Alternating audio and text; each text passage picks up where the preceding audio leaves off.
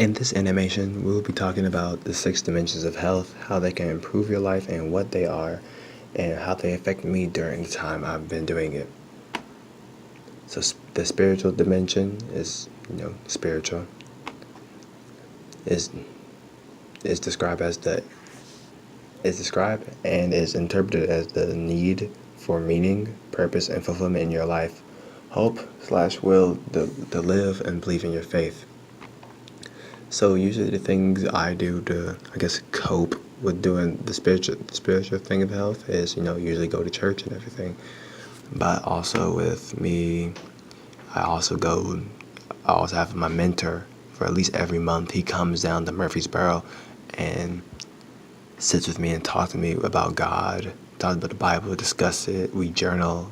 We just start journaling, and etc. and more forth. And I think it's going to be a good thing because I can, I guess, ask more about him.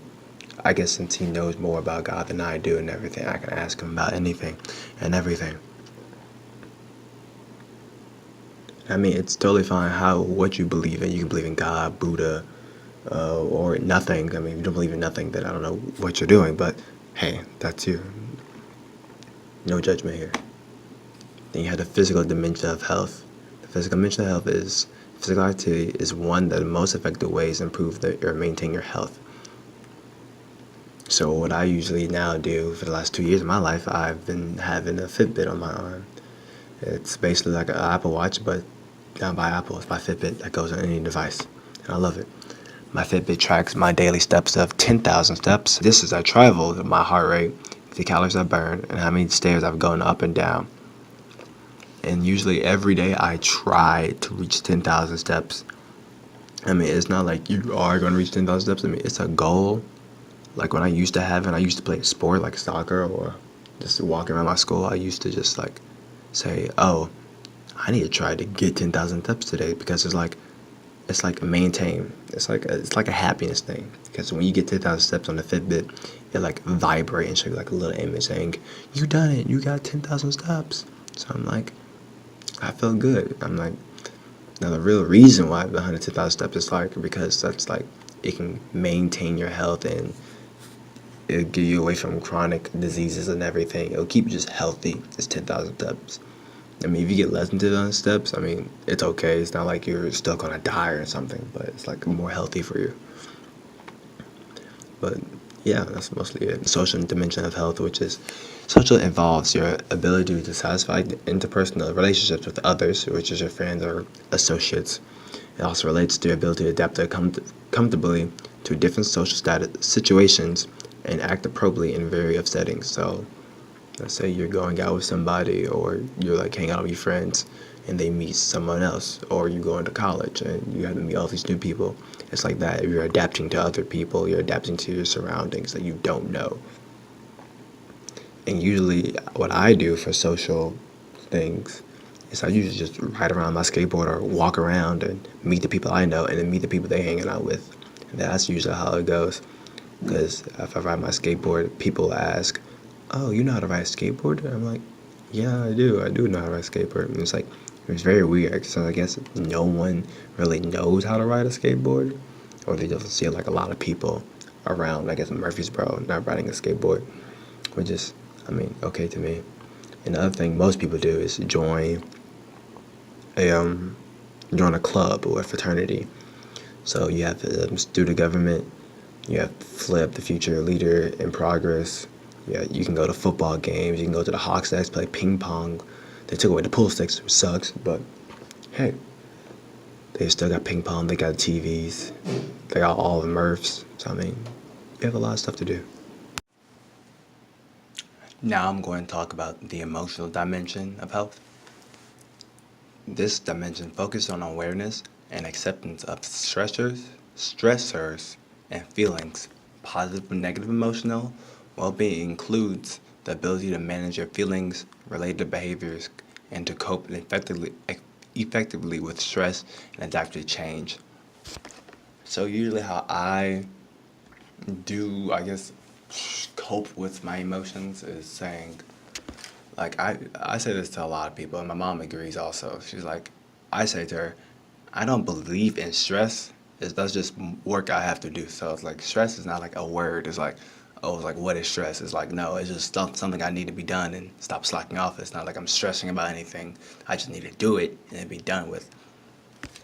But like some people, like if I'm really in my feelings, like maybe I'm thinking too hard or I'm missing like I don't say I'm missing home. 'Cause I rarely miss home, but let's say I'm missing like my dad or something, or I'm just thinking about life and how I'm going to pay for college or something. I mean, I won't call it stress. It's just something I gotta get around of. But usually, if I do anything like that, I'll like go on a walk. Like it was one of the Mondays and it was like cold or something. I took a walk. All my friends were going back to my room. I took a walk, walking down.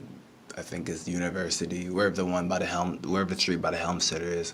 I walked down there, walked down that street, and I was just like thinking. I wasn't saying anything out loud. I was just thinking, bobbing my head to the music and everything. And it was about maybe 11 o'clock at night. Probably not the safest time to walk, but we were just coming back from the Hawk's Nest and everything. But I was like, I just need time to think and everything. So I left a little early, and so I started walking, and thinking and everything. Some people, they deal with the coping by like smoking and anything. I'm not really a smoker. I don't believe in smoking because I want my lungs to be safe. Drinking, I'm not a big drinker. If there's something there, I probably still won't take it. But 'cause I don't know what's going to my body. But that's how usually I deal with my stress, and I've done that 3 times I think since I started this project, and I wouldn't say I feel any different, but I sort of kind of do. It's like self-reflection to me. I don't really feel like a whole bunch of difference. It's just like, okay, it's there. I need to deal with it. I'll come back to it later, or I need to deal with it now. That's how I really deal with my like emotions and everything, I guess. And then we have the environmental dimension, which is the environmental dimension is dealing with the nature and the humanity and affects it, the natural habitat, the animals, the plants, the air, the gasoline, the water, everything that's natural, and how I guess, how I and everybody else deals with it. So, like I did for a very, very, very long time, like when my father was still alive, which was like, whew, long time there. He used to get mad at me for not turning off the lights whenever I like not using the room or not using the light. He was like, if you don't need to use a light, don't use the light. You're wasting electricity, which I don't think that's really nature. I think that's just, well, I mean, you're creating electricity, so I'm guessing it is nature you're messing with and everything.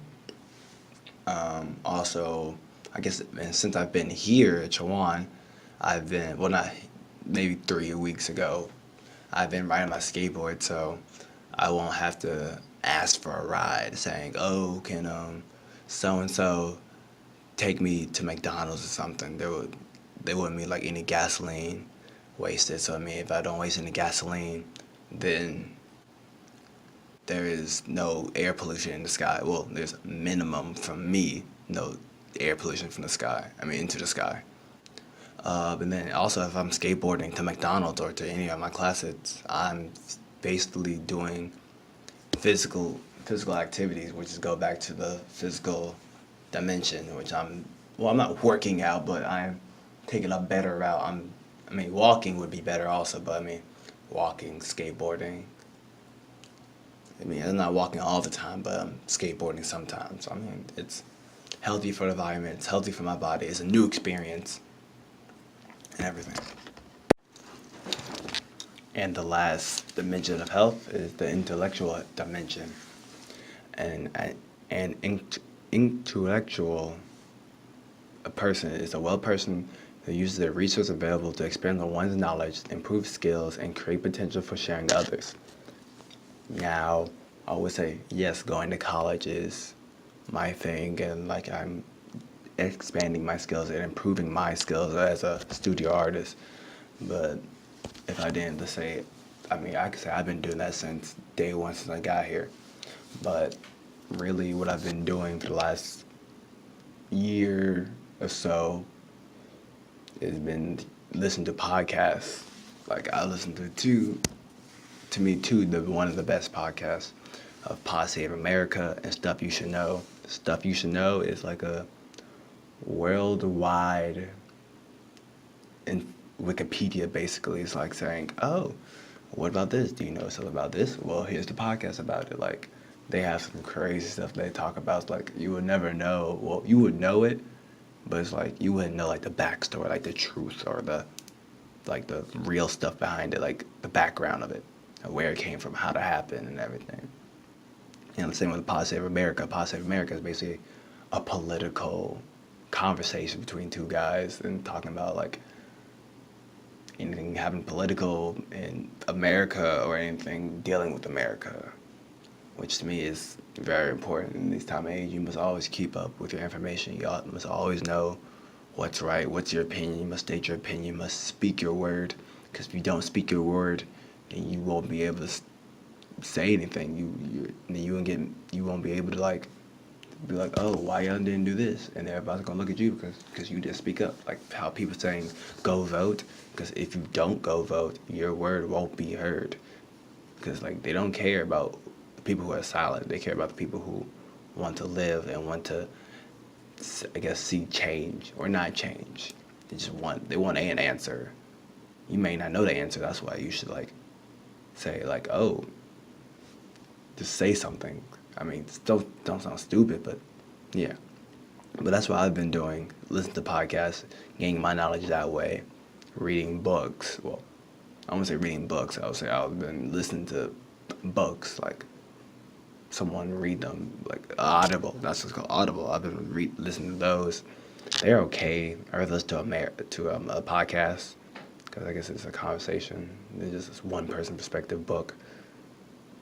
But that's how I've been improving my skills and getting more knowledge, the resources available to me, which is my cellular device or my computer or a desktop at school or something.